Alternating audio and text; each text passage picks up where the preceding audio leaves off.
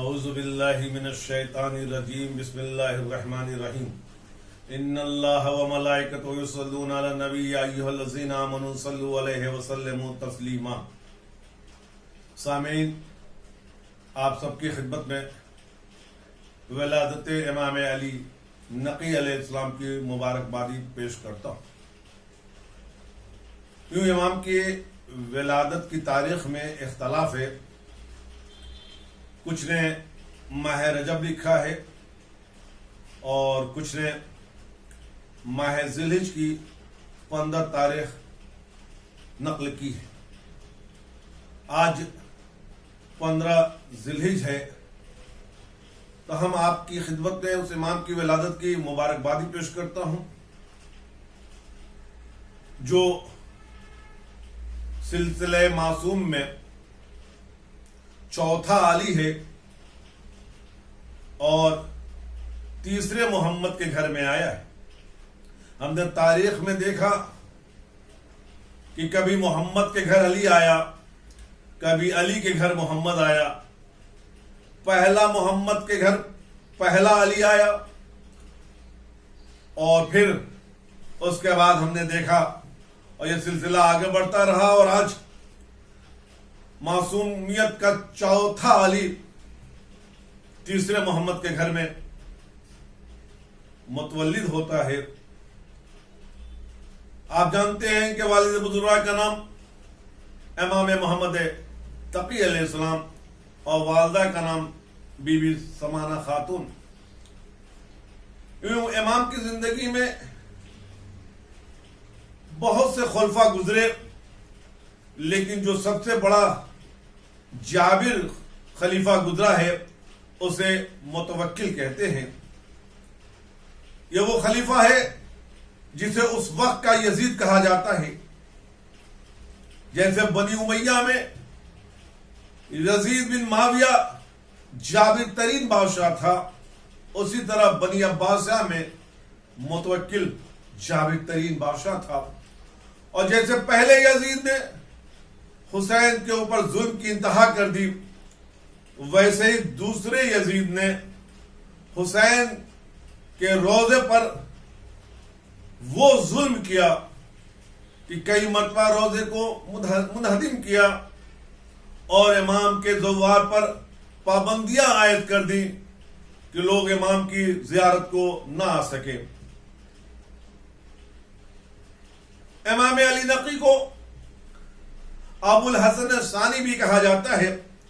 پہلا ابو الحسن علی ابن ابی طالب، دوسرا ابو الحسن امام علی رضا، اور تیسرے ہمارے اور آپ کے 10ویں امام علی نقی علیہ السلام۔ جیسے ہر دور میں امام کے وقت کا حاکم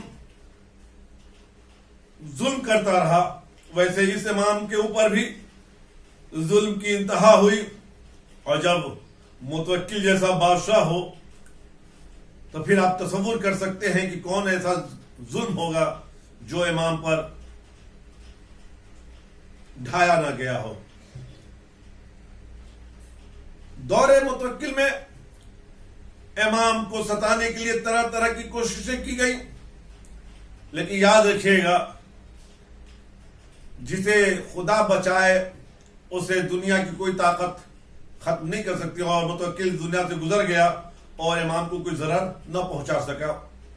کوشش بہت کی، اور امام کے بہت سے مخالفین تھے جو بار بار متوکل کے پاس جا کر امام کی شکایت کیا کرتے تھے۔ ایک بار جا کے شکایت کر دی متوکل، امام اپنے گھروں میں اسلحہ جمع کر رہے ہیں، پیسہ جمع کر رہے ہیں، اور ان قریب وہ تم پر چڑھائی کریں گے۔ متوکل نے اپنے سپاہیوں کو بھیجا، سپاہیوں نے گھر کو محاصرے میں لیا اور ایک ایک چیز امام کی دیکھی تو انہیں ایک تلوار ملی اور ایک تھیلی ملی جس پر مہر لگا ہوا تھا۔ امام کو لیے ہوئے دربار میں آئے، متوکل نے تھیلی دیکھی تو اس پر دیکھا کہ اس کے ماں کی مہر لگی ہوئی ہے۔ ماں سے پوچھا یہ تھیلی کیسی؟ تو اس کی ماں نے کہا کہ تم بیمار تھے تو میں نے منت مانی تھی کہ جب تمہیں شفا ملے گی تو میں 1000 دینار امام کی خدمت میں پیش کروں گی، یہ وہی تھیلی ہے۔ متوکل کچھ دیر کے لیے شرمندہ ہوا اور اس نے 500 اور دینار کا اضافہ کر کے امام کو رخصت کر دیا۔ لیکن میرے عزیزو، اس جستجو میں لگا رہا کہ کیسے موقع ملے کہ امام کو اس دنیا سے اٹھا دوں۔ اس نے اپنے چاہنے والوں سے مشورہ کیا کہ کوئی ایسا اپائے بتاؤ جس سے امام کا خاتمہ بھی ہو جائے اور ہم پر کوئی انگلی بھی نہ اٹھا سکے۔ تو لوگوں نے اسے کہا ایک کام کرو، کوئی درندے لاؤ اور اسے لا کے باغوش میں رکھو، کئی دنوں تک بھوکا رکھو اور اس کے بعد باغوش میں امام کو ڈال دو، وہ درندے امام کو کھا جائیں گے، اس لیے کہ درندے کیا جانے کہ امام کیا ہوتا ہے۔ تاریخ کا یہ جملہ کائنات تک، روز قیامت تک ثبت ہو گیا کہ مورخ نے لکھا کہ انہوں نے کہا درندے کیا جانے کہ امام کیا ہوتا ہے۔ تو یہ بات پتا چلا کہ جو امام کو نہ پہچانے وہی درندہ ہوتا ہے، اس لیے کہ تاریخ نے لکھا درندے ہی ہیں جو امام کو نہیں پہچان سکتے۔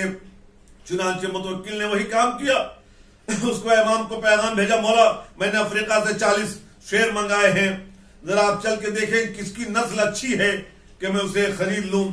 امام نے کہا چلو تم بھی میرے ساتھ چلو۔ کہا مولا ہم کہاں؟ تو کہا اچھا تم چھت پہ آ جاؤ، میں دکھائے دوں گا کہ کون سا شیر کی نسل اچھی ہے، تم اسے خرید لینا۔ چنانچہ یہ پورے لاہور لشکر کے ساتھ چھت پر امام باغوش میں داخل ہوئے۔ یہ بھوکے شیر امام کی طرف دوڑے، لیکن جیسے ہی امام کے قریب آئے، کوئی امام کا تلوا چاٹ رہا تھا، کوئی امام کے پیروں میں اپنے سر کو رگڑ رہا تھا، کوئی ہاتھوں کا بوسہ دے رہا تھا۔ امام نے متوکل کو متوجہ کے کہا متوکل خرید لے، سب کی نسل اچھی ہے۔ امام نے یہ کہہ کے یہ بتا دیا کہ وہی نسل اچھی ہوگی جو امام سے وابستہ ہو جائے، چاہے وہ انسانوں کی ہو یا جانوروں کی۔ امام سے وابستہ ہو تو تم اپنی نسل کی پہچان بتا رہے ہو کہ تم اچھی نسل کے سے ہو، اور اگر امام سے وابستگی نہیں ہے تو اس بات کا اعلان ہے کہ تم اچھی نسل نہیں رکھتے۔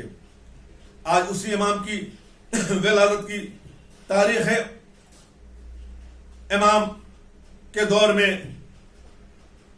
متوکل نے کئی ظلم کیے اور امام ہر ظلم پہ ثابت قدم رہے، ہر ظلم کو سہا اور یہ بتا دیا کہ ہم اہل بیت ظلم کے سامنے نہیں جھکے، اگر ہم جھکتے ہیں تو صرف مرضی پروردگار کی خاطر۔ امام کی زندگی میں جو سب سے بہترین کارنامہ ہے، تو ہر امام کا ہر لمحہ خدا کی رضایت کے لیے بہترین کارنامہ ہوتا ہے، لیکن امام نے جو جامعہ کو دیا وہ ہے زیارت جامعہ، جس میں امام نے اہل بیت کی فضیلت، اہل بیت کیا ہے، ان کی عظمت کیا ہے، ان کا رتبہ کیا ہے، ان کا مرتبہ کیا ہے، بیان کیا ہے کہ ہر شیعہ کو چاہیے کہ وہ زیارت جامعہ کی تلاوت کرے اور معرفت کے ساتھ تلاوت کرے کہ اسے احساس ہو کہ اہل بیت کیا ہے اور امام کیا ہے۔ پورے واقعے کو سمیٹ لوں، ایک واقعہ اور آپ کے سامنے پیش کر کے آپ کی زحمت تمام کروں۔ امام سامرہ میں ہے اور امام کو وہاں ٹھہرایا گیا جہاں فقراء رہتے ہیں۔ ایک چاہنے والا امام کی خدمت میں حاضر ہوا، اس کے چہرے پر کچھ پزمردگی کے آثار تھے۔ امام نے کہا کیا بات ہے، تم اتنا غمگین کیوں ہو؟ کہا مولا میں یہ جگہ دیکھ رہا ہوں اور آپ کی شان دیکھ رہا ہوں، کہاں آپ اور کہاں یہ جگہ؟ امام نے کہا گھبراؤ نہیں، ذرا میرے 2 انگلیوں کے درمیان دیکھو۔ اب جو اس نے دیکھا تو کیا دیکھا؟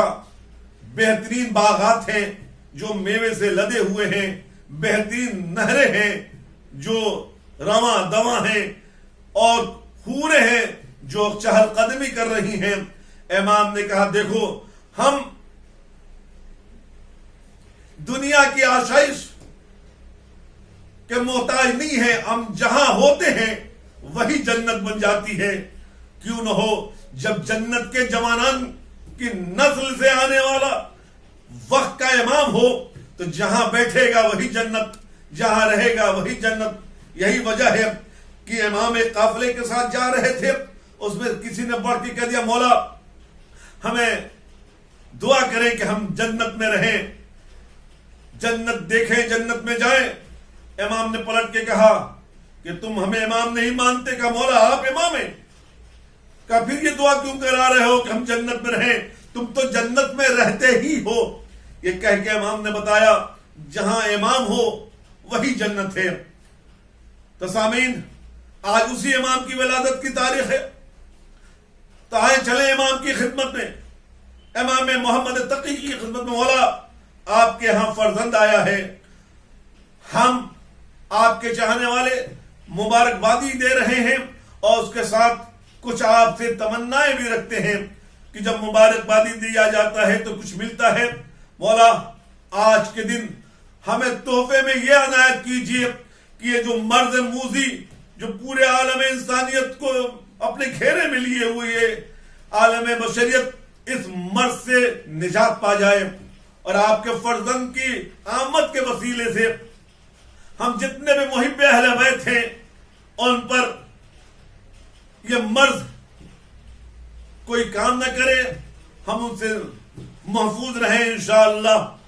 مولا آج کے دن ہم آپ سے عیدی یہ چاہتے ہیں کہ ہمارے گزشتہ گناہ معاف کر دیے جائیں، آئندہ گناہ نہ کرنے کی توفیق عطا ہو جائے۔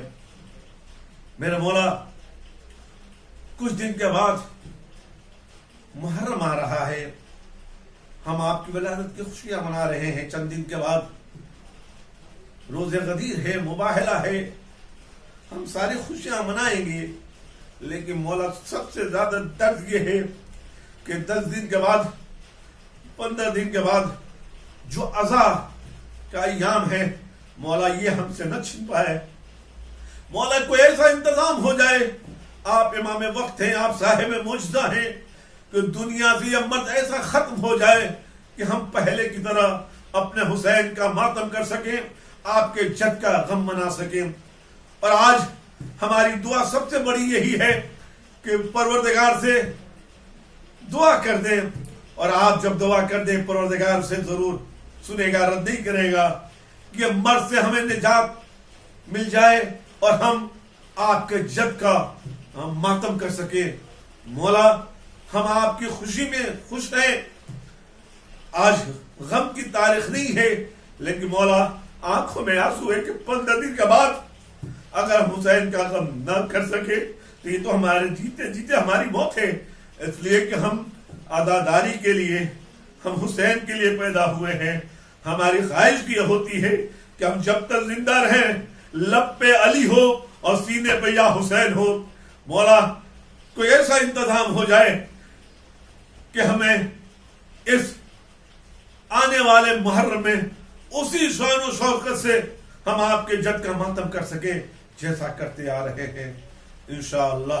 خدایا تجھے واسطہ ہے محمد والے محمد کا آج کے دن کا کہ ہم سب کے گناہوں کو معاف فرما، اور ہم سب کے مقدر میں سامرہ کی زیارت تحریر فرما، وہاں تک پہنچنے کے اسباب فراہم فرما، اور روز محشر امام کی شفاعت ہم سب کو نصیب فرما۔ والسلام علیکم ورحمۃ اللہ وبرکاتہ۔